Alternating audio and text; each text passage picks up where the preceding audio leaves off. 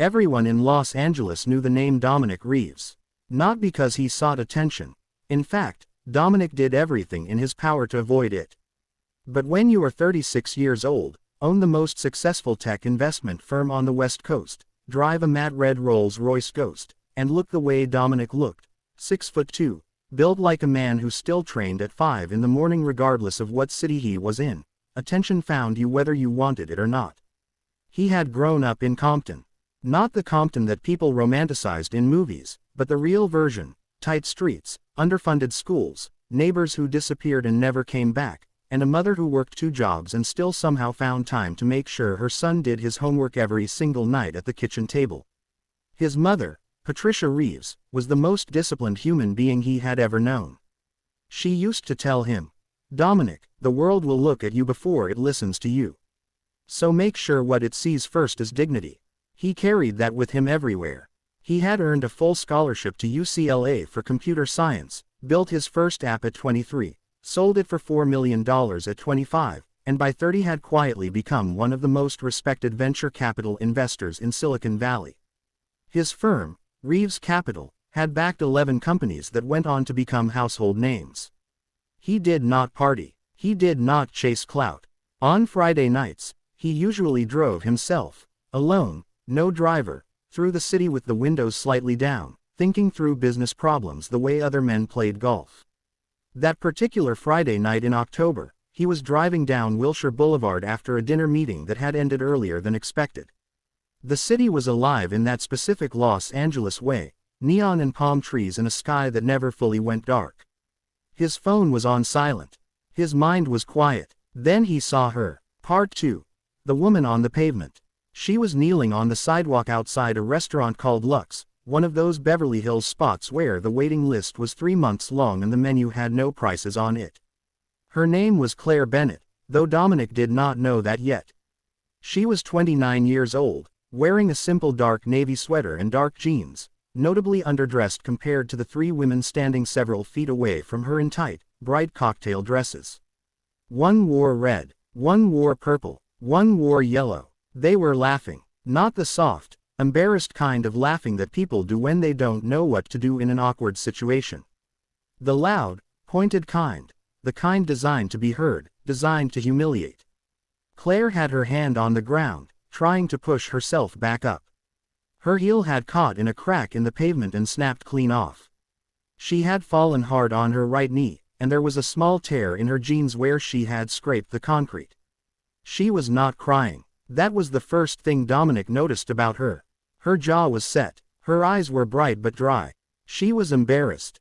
Anyone would be, but she was not letting them see her cry. "Oh my God, Claire, you are so embarrassing," said the one in red, covering her mouth dramatically as she laughed. "We cannot take you anywhere," added the one in yellow, shaking her head. "Just leave her," said the one in purple, tugging at red dress's arm. "The Uber's here, let's go." And they walked away. They actually walked away. Claire watched them go. She didn't call after them. She didn't beg. She simply pressed her lips together, looked down at her broken shoe in her hand, and took a slow breath.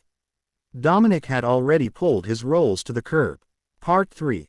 The question. He stepped out of the car unhurriedly.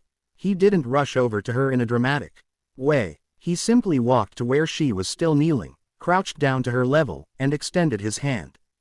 "Here," he said quietly. Claire looked up at him. She blinked.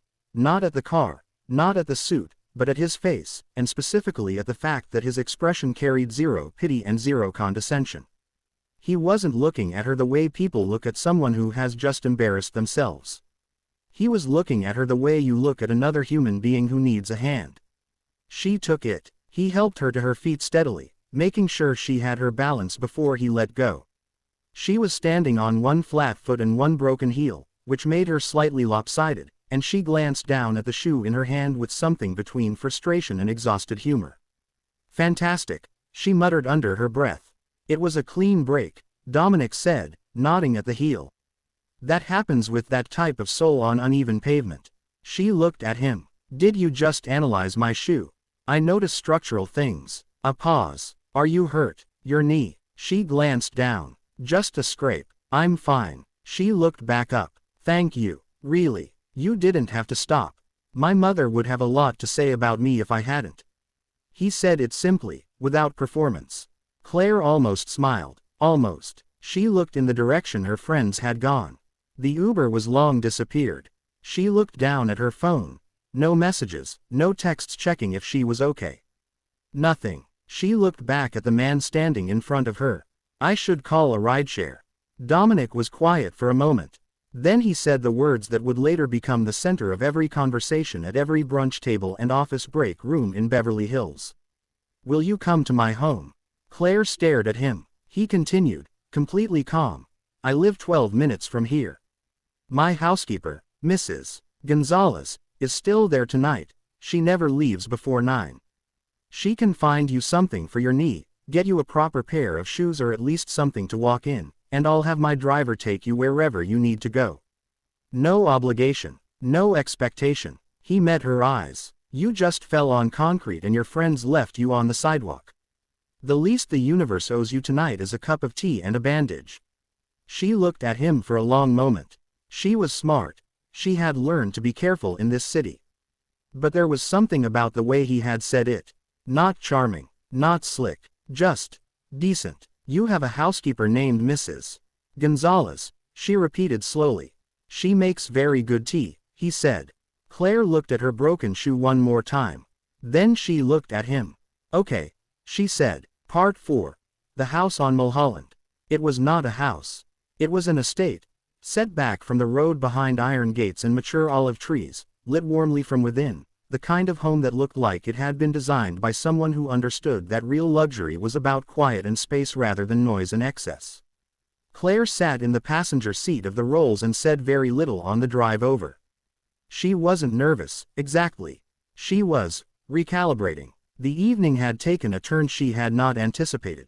Mrs. Gonzalez, a warm, round-faced woman in her 60s who greeted Dominic with the familiarity of someone who had known him for a decade, which she had, took one look at Claire's knee, clicked her tongue, and produced a first aid kit with the efficiency of a field medic.